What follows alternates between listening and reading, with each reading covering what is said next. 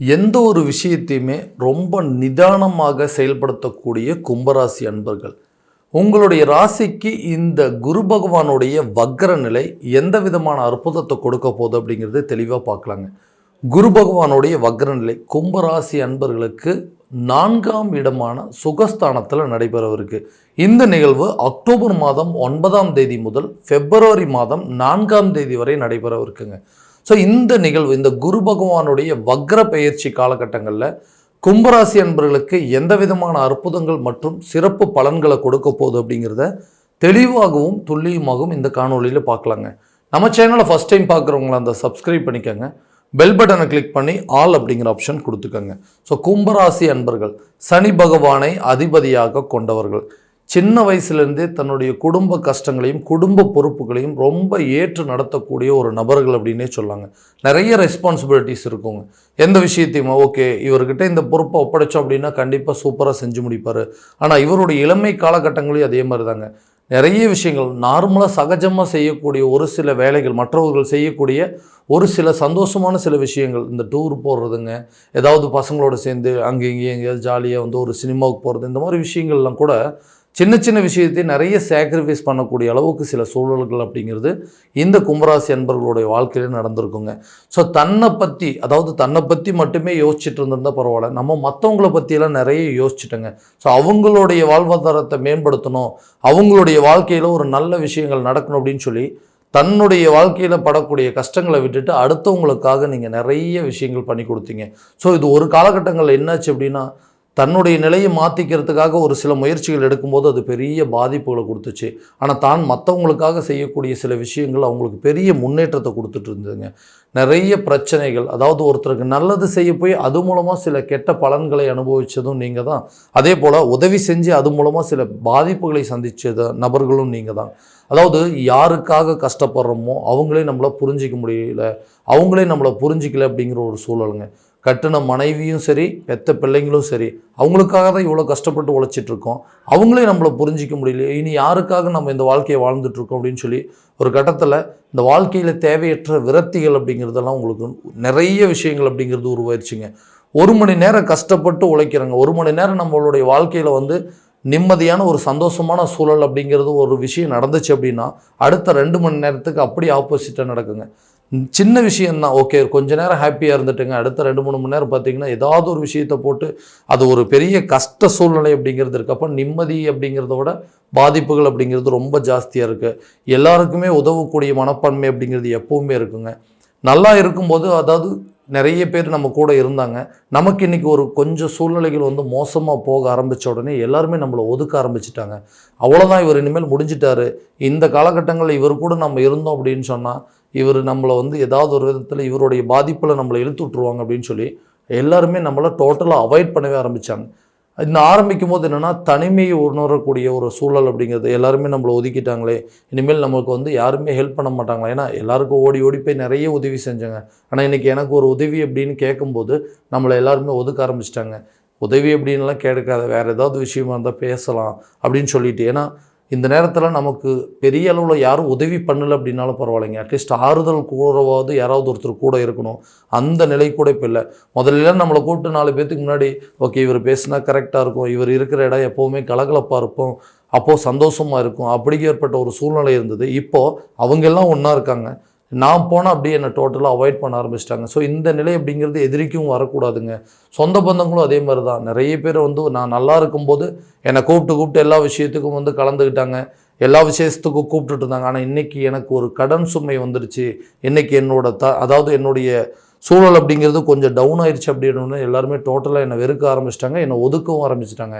இந்த நிலையிலிருந்து நாம் கண்டிப்பாக மாறுவோனா மாற மாட்டேனா, எப்பயும் போல் என்னுடைய வாழ்க்கையில் இதுக்கு முன்னாடி நான் இருந்த வேகமும் விவேகமும் இப்போ எனக்கு இல்லைங்க, ரொம்ப டவுன் ஆகிட்டேன், ரொம்ப டல்லாக போயிட்டுருக்கு. ஸோ இது எனக்கு முன்ன மாதிரி ஆக்டிவாக இருக்க முடியலன்னு சொல்லி யோசிச்சுட்டு இருக்கக்கூடிய நபர்களுக்கு இந்த 4ஆம் இடத்துல குரு பகவானுடைய வக்ர நிலை, சுகஸ்தானம் என்று சொல்லக்கூடிய ஒரு இடங்க. இந்த இடத்துல குரு பகவானுடைய வக்ர நிலை அடையும் பொழுது இந்த குரு பகவானுடைய பார்வை 8, 10 மற்றும் 12 ஆகிய 3 இடங்களில் படுதுங்க. அப்போது தொழில் ரீதியாக இது வரைக்கும் யாருக்கிட்டலாம் நீங்கள் ஹெல்ப் கேட்டுட்டு இருந்தீங்க, அந்த தொழிலில் ஏதாவது ஒரு முன்னேற்றம் பண்ணணும், ஏன்னா நல்ல ஒரு காலத்தில் பயங்கரமாக சம்பாரிச்சிட்டு இருந்தீங்க, அந்த சம்பாதனை அப்படிங்கிறது மற்றவங்க பார்த்து பொறாமப்படக்கூடிய அளவுக்கு இருந்ததுங்க. ஆனால் இன்றைக்கி இந்த நிலை அப்படிங்கிறது டோட்டலாக மாறிடுச்சு. ஏன்னா இன்றைக்கி அவ்வளோதான், அவர் முடிஞ்சிட்டாருங்க, அவர் நொடிஞ்சிட்டாரு, இனிமேல்லாம் அந்த பிஸ்னஸ் அவரால் பண்ண முடியாது. ஸோ எப்படி இருந்த மனுஷன் இன்றைக்கி இப்படி ஆயிட்டாரு அப்படின்னு சொல்லக்கூடிய அளவுக்கு நிலைகள் மாறிடுச்சு. அவங்க முன்னாடி வைராக்கியத்தோட வாழ்ந்து காட்டணும். கும்பம் அப்படின்னாவே துன்பம் அப்படிங்கிற அளவுக்கு சொல்லக்கூடிய நிலை இப்படி வந்துருச்சு. ஸோ கும்பராசிக்காரராக இருந்தனால தான் இன்றைக்கி வந்து எல்லாத்தையுமே இழந்திருக்கிறாரோ அப்படின்னு சொல்லி மற்றவங்கள நம்மளை கேலி கூத்தாக பேசக்கூடிய அளவுக்கு சில நிலைகள் வந்துருச்சு. இந்த நிலையை மாற்றணுங்க. தொழிலில் பழையபடி நான் வந்து அந்த வெற்றி கொடி நாட்டணும் அப்படின்னு சொல்லி எடுக்கக்கூடிய முயற்சிகள் கண்டிப்பாக இந்த காலகட்டங்களில் உங்களுக்கு ஒரு நல்ல பலன் அளிக்குங்க. குரு பகவானுடைய பார்வை 10ஆம் இடத்துல படுறதுனால தொழில் ரீதியாக எடுக்கக்கூடிய முயற்சிகளும் சரி, பண ரீதியாக உங்களுக்கு ஒரு நல்ல லாபத்தை சம்பாரித்து கொடுக்கக்கூடிய அளவுக்கு ஏற்பட போகுது. ஏன்னா ஆல்ரெடி நீங்கள் நல்லபடியாக தான் வாழ்ந்துட்டு இருந்தீங்க, நல்லா சம்பாரிச்சிட்டு இருந்தீங்க. ஏதோ ஒரு சூழ்நிலைங்க திடீர்னு எல்லாமே டவுன் ஆயிருச்சு. ஸோ இது வந்து மறுபடியும் எனக்கு அந்த ஒரு வாய்ப்பு கிடைச்சது அப்படின்னா மீண்டும் அந்த பழைய நிலைக்கு வந்துரும்னு சொல்கிறவங்களுக்கு இது ஒரு அரிய வாய்ப்பாக இருக்குங்க. ஸோ தொழிலில் கண்டிப்பாக டாப்பாக இருக்கக்கூடிய சூழல் அப்படிங்கிறது கட்டாயமாக ஏற்படும். அதே போல் ஒரு வேலை செஞ்சுட்டு இருந்தோங்க, அந்த இருக்கிற வேலையை இழக்கக்கூடிய ஒரு நிலை அப்படிங்கிறது வந்துருச்சு. என்ன நடந்ததுன்னே தெரியல, திடீர்னு வேலையை விட்டு அனுப்பிச்சி விட்டாங்க. எனக்கு இப்போ வேலை புதுசாக ஒரு வேலை தேடும் பொழுது நான் வாங்கிட்டு இருந்த சம்பளத்தோட ரொம்ப குறைவான சம்பளத்தை நான் என்னை வந்து வேலைக்கு எடுக்கக்கூடிய ஒரு நிலை வந்துருச்சு. தன்மானம் விட்டு கொடுக்கலைங்க எனக்கு. மறுபடியும் எப்போ நம்ம இவ்வளோ சம்பளம் வாங்கிட்டு இருந்தோம், இன்றைக்கி இந்த சம்பளத்துக்கு இந்த வேலையவோ போய் செய்கிறது. ஸோ எப்படி நமக்கு அந்த இடம் கொடுக்கும்? ஏன்னா இதுக்கு முன்னாடி நமக்கு ஒரு 10 பேர் ரிப்போர்ட் பண்ணிகிட்டு இருந்தாங்க. ஆனால் இன்றைக்கி நம்ம ஒருத்தருக்கு வந்து ரிப்போர்ட் பண்ணக்கூடிய ஒரு நிலை வந்துருச்சு. நம்ம ஒருத்தருக்கு பதில் சொல்லக்கூடிய ஒரு நிலை வந்துருச்சு. எப்படி நம்ம தன்மானத்தை விட்டு இந்த இடத்துல வேலை செய்ய முடியுமா? ஸோ நம்ம எதிர்பார்த்த மாதிரி ஒரு வேலை அமையாது அப்படின்னு யோசிக்கிறவங்களுக்கு இது ஒரு நல்ல அருமையான காலகட்டங்கள். இந்த வக்ர நிலையில் கண்டிப்பாக உங்களுடைய நிலை அப்படிங்கிறது கண்டிப்பாக மாறுங்க. 10ஆம் இடத்துல இந்த குரு பகவானுடைய பார்வைப்படுறதுனால புதிய வேலை தேடக்கூடிய நபர்களுக்கு ஒரு புதிய வேலை அப்படிங்கிறது கட்டாயமாக கிடைக்குங்க. ஸோ ரொம்ப வருஷமாக நான் வந்து வேலை பார்த்துட்டு இருந்தேங்க, அந்த கம்பெனியில் வந்து எனக்கு எந்த ஒரு இம்ப்ரூவ்மெண்ட் அப்படிங்கிறதே இல்லை, எனக்கு ஒரு சம்பள உயர்வோ இல்லை ஒரு பதவி உயர்வோ அப்படிங்கிறதெல்லாம் எதுவுமே கொடுக்காமல் இருக்கிறாங்க. ஸோ அந்த மாதிரி ஏதாவது கிடைக்குமான்னு யோசிச்சுட்டு இருந்தீங்கன்னா இது ஒரு நல்ல வாய்ப்பாக இருக்குங்க. உங்களுக்கு சம்பள உயர்வுடன் கூடிய பதவி உயர்வு அப்படிங்கிறது கட்டாயமாக கிடைக்கும். வெளிநாடு சம்மந்தப்பட்ட சில முயற்சிகள் அப்படிங்கிறது இந்த நேரத்தில் நல்ல ஒரு பலன்கள் அப்படிங்கிறது கொடுக்குங்க. திருமணம் சார்ந்த சில யோகங்கள், திருமண பந்தங்கள் அப்படிங்கிறது ஒன்று உருவாகவே ஆகாதுங்களா? நிறைய ஜாதகம் பார்த்துட்டுங்க, நிறைய பெண் பார்த்தாச்சு, ஏதோ ஒரு சூழ்நிலையிலார் அது எல்லாமே வந்து தட்டி கழிச்சு போயிட்டுருக்கு. நானும் நிறைய கோயிலுக்கு போயிட்டு வந்துட்டேன், நிறைய பேர்கிட்ட ஜாதகத்தை கொடுத்து பார்த்துட்டேங்க, நான் எந்த பிரச்சனையும் இல்லை, உங்களுக்கு வந்து திருமணம் கட்டாயமாக நடக்குன்னு சொல்கிறாங்க. ஆனால் எனக்கு அந்த திருமண யோகம் அப்படிங்கிறதே இல்லாமல் இருக்குது. மனைவி மக்களோட ஒரு சுகமான வாழ்க்கையை வாழக்கூடிய ஒரு நிலை அப்படிங்கிறது எனக்கு ஏற்படாதா? நானும் மற்றவங்க மாதிரி ஒரு நார்மல் லைஃப் அப்படிங்கிறது, அதாவது ஒரு கல்யாணம் பண்ணி குழந்தை பெற்றுட்டு அவங்களோட சராசரியான ஒரு வாழ்க்கையை வாழ முடியாதா? ஏன்னா என்றைக்கு வந்து இந்த தனிமை அப்படிங்கிறது என்னை போட்டு ரொம்ப வாட்டி எடுத்துகிட்டே இருக்குது. குடும்பத்தில் இதனால் வந்து பார்த்திங்கன்னா பையனுக்கு ஒரு நல்ல கல்யாணம் பண்ணி வைக்க முடியல, பொண்ணுக்கு ஒரு நல்ல இடத்துல வரன்னு பார்த்து அமைக்க முடியலேன்னு சொல்லி வருத்தப்படக்கூடிய சூழ்நிலையிலே இருக்குது. ஸோ இந்த திருமணம் சார்ந்த அனுகூலங்கள் அப்படிங்கிறது இந்த காலகட்டங்களில் உங்களுக்கு கண்டிப்பாக நடக்குங்க. ரொம்ப நாளாக வந்து அதாவது டிலே ஆகிட்டு இருந்தவங்களுக்கு கூடிய சீக்கிரத்தில் திருமணம் நடக்கிறதுக்கான வாய்ப்புகள் அப்படிங்கிறது இருக்குது.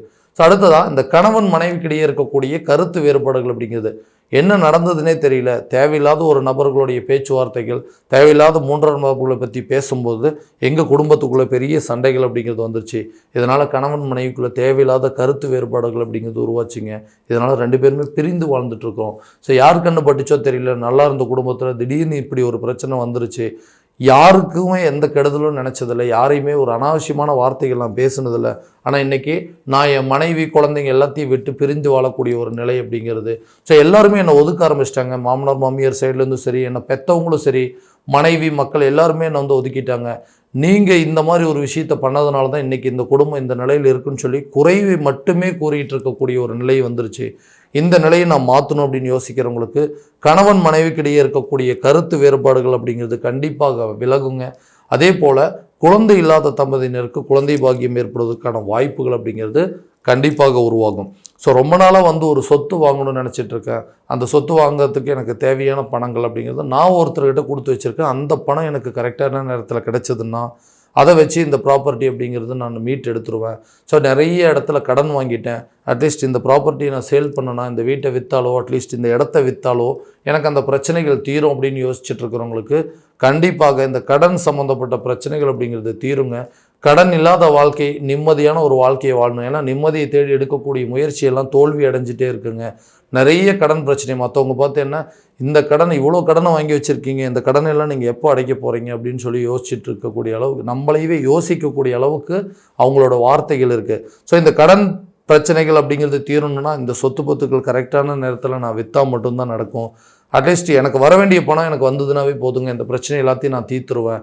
ஏன்னா யாராருக்கோ ஹெல்ப் பண்ணேன், கூட பிறந்தவங்களுக்கு சகோதரிகள்லாம் வந்து எனக்கு கொஞ்சம் கடன் பிரச்சனை இருக்குது, நீங்கள் எங்கேயாவது சொல்லி கொஞ்சம் பணத்தை வாங்கி கொடுங்கன்னு சொல்லி கேட்டாங்க. அவங்களுக்கெல்லாம் வாங்கி கொடுத்தேன், வாங்கிட்டு இன்றைக்கி அந்த கடனையும் நான் தான் கட்டிகிட்டு இருக்கேன். இந்த நிலையெல்லாம் மாறுறதுக்கு வாய்ப்பு இல்லையான்னு கேட்டால் கண்டிப்பாக மாறுங்க. இந்த 11ஆம் இடம் அப்படின்னு சொல்லக்கூடிய இடத்துல குரு பகவானுடைய பார்வைப்படுறதுனால எதிர்பாராத பொருள் மற்றும் தன வரவுகளை கொடுக்கக்கூடிய ஒரு இடமா இருக்குங்க. அதே போல் நீண்ட நாட்களாக நிலுவையில் இருந்த தொகை அப்படிங்கிறது உங்கள் கைக்கு வந்து சேரும். இதனால் உங்களுடைய கடனில் ஒரு பகுதியை அடைச்சி அந்த சுகமான ஒரு வாழ்க்கையை வாழக்கூடிய ஒரு நிலை அப்படிங்கிறது ஏற்படும். உடல் ரீதியாக நிறைய பாதிப்புகள் இருக்குங்க. அதே மாதிரி பேக் பெயின் அப்படிங்கிறது ரொம்ப அடிக்கடி வந்துட்டுருக்குங்க.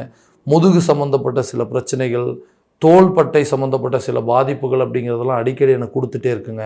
நிறைய ட்ரீட்மெண்ட் எடுத்துட்டேன், நிறைய எக்ஸ்பென்சஸ் ஆகிடுச்சு. இதனால் மருத்துவ செலவுகள் மட்டுமே ஆகிட்டுருக்குதே தவிர குணம் அப்படிங்கிறது ஒன்று ஆகவே மாட்டேங்குதுன்னு யோசிக்கிறவங்களுக்கு இந்த 8ஆம் இடத்துல குரு பகவானுடைய பார்வைப்படுறதுனால ஆயுள் சம்மந்தப்பட்ட கண்டங்கள் அப்படிங்கிறது கண்டிப்பாக விலகுங்க.